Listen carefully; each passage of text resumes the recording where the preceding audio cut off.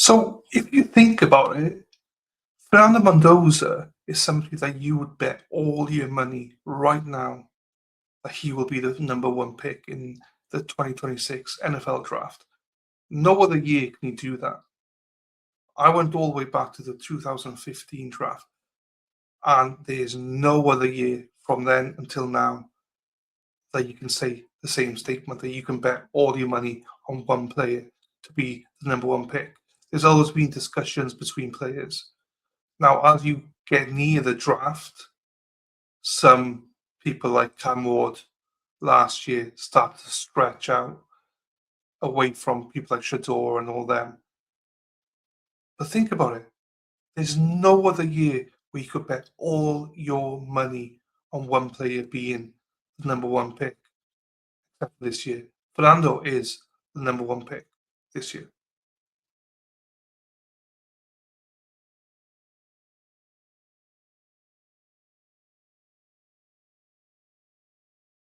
Hello and welcome to the El Trappy Sports Show. I am your host, Dylan, and we're back to discuss Fernando Mendoza.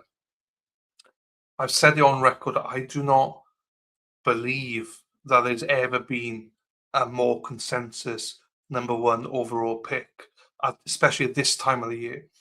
If you think about Fernando, people had him at the Raiders before he even played the national championship, before even anybody had declared for the NFL draft. You know, Dante Moore, people thought he was going into the NFL draft. They still had Fernando number one. There may have been discussion then, I'm not sure. But ever since before the national championship, the Raiders went there as a team to watch Fernando, and people made a big fuss going, well, he's talking to ownership, so basically they're going to sign him. And you don't hear about Fernando Mendoza compared to all the other players. Because I think most analysts, most people have just said, well, he's going there, so why would we even cover him anymore? It's like a boring pick in a way. I know there's some people out there going, this is like this happens every year. It doesn't happen every year. There's no one else that I can think of going back to, as I did a quick research back to 2015. I was like, there's not one draft that there's been a consensus. Now, I will say this, before the draft happens, normally a few weeks before, we get an inkling. Like even people like Joe Burrow, he wasn't a slam dunk at this time of year. There were still people that thought Joe Burrow would more than likely go, but it wasn't 100%. Some people thought Herbert might go there. Some people even thought Tua would go there. They were very few and far between, because majority of people, I would think would lean towards Joe Burrow, but you couldn't tell it by all certainty. At this time of year, back in 2019, 2020, you wouldn't put a lot of money on Joe Burrow definitely being the number one quarterback in the draft. You put a sprinkle of money on it because I think it was logical that he would have been the number one pick. But look at Fernando Mendoza. Everybody would put all the money you have in the world on Fernando Mendoza right now. That's how certain everybody is that he's going there. That's why no one's speaking about him. So this is very different to any other year that we've had. Totally different. There's literally no one else we're talking about. And just to prove it, I'll go through some of the drafts we've had.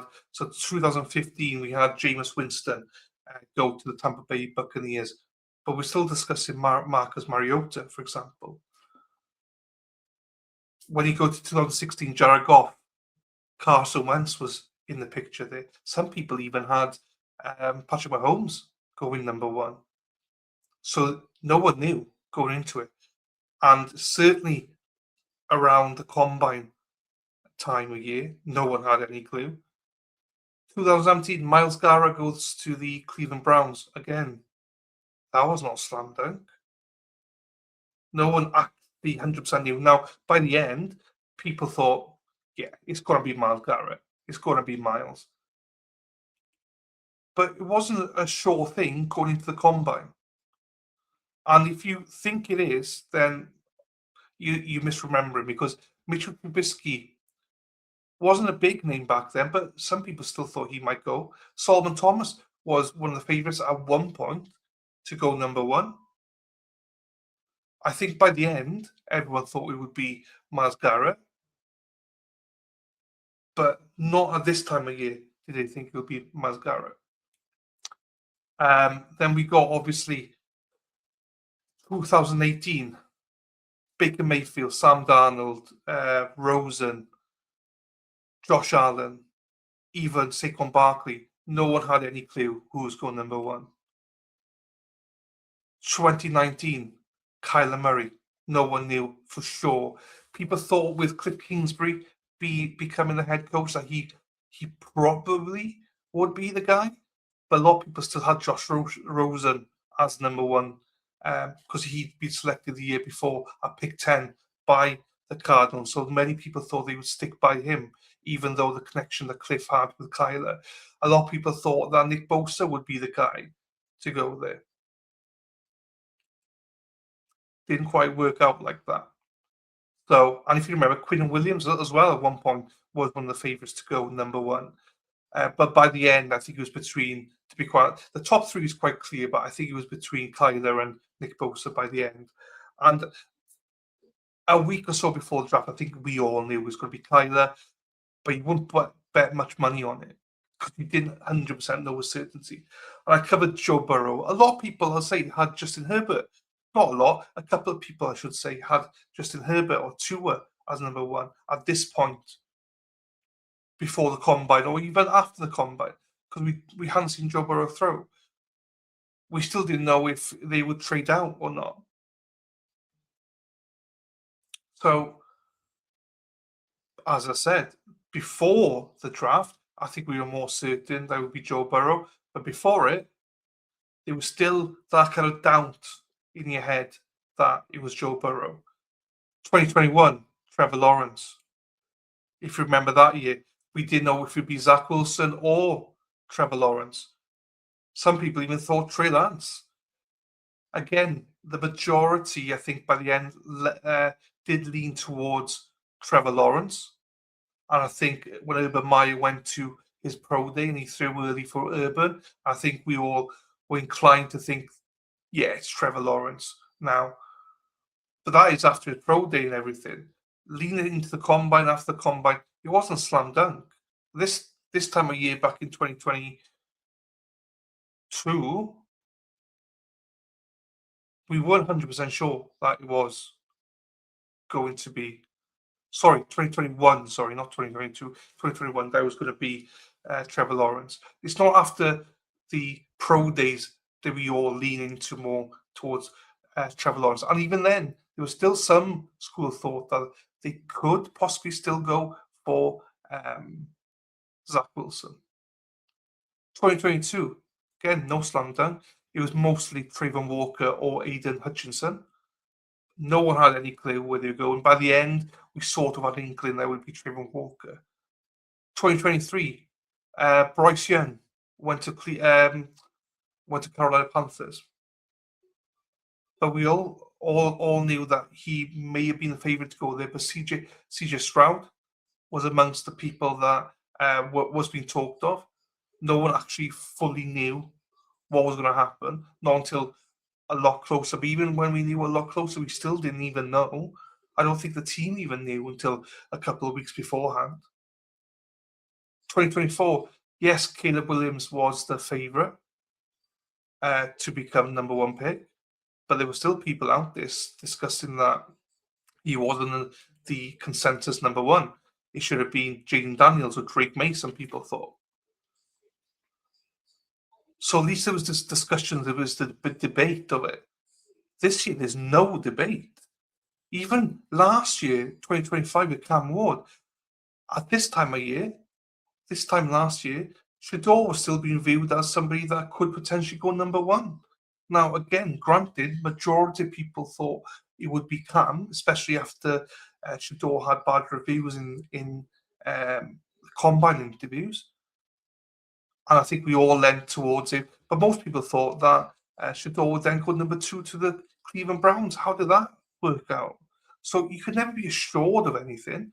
So that wasn't a slam dunk until right at the end as well. So the people that say this is like it is every year with Fernando, no, it's not.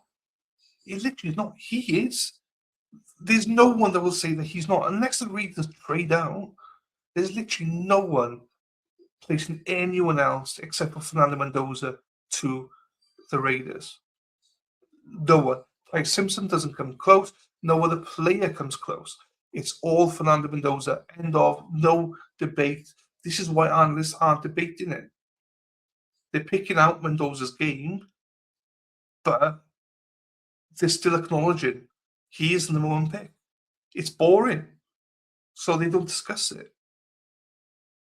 Just think about it. Now, granted, before we get to the actual draft, a week or so or 2 weeks before, at that point of the year, we normally know. We're like 95% sure we know who's going where. But before the combine, before the pro days, we never 100% know who's going to what position, especially as a number 1 pick. This year we know it. This year we knew it before even the national championship was played in January. I don't know. But anyway, I just wanted to rant about that. Good luck to Fernando in Vegas with the Raiders. He's a super nice guy, and he is talented. But yeah, I wish we had more options this year. But this is how weak the QB class is this year. There's no one else except for Fernando, unless we get some sort of super trade where the Raiders go back. But that's not going to happen. Anyway, please make sure you like and subscribe to the video. I appreciate you.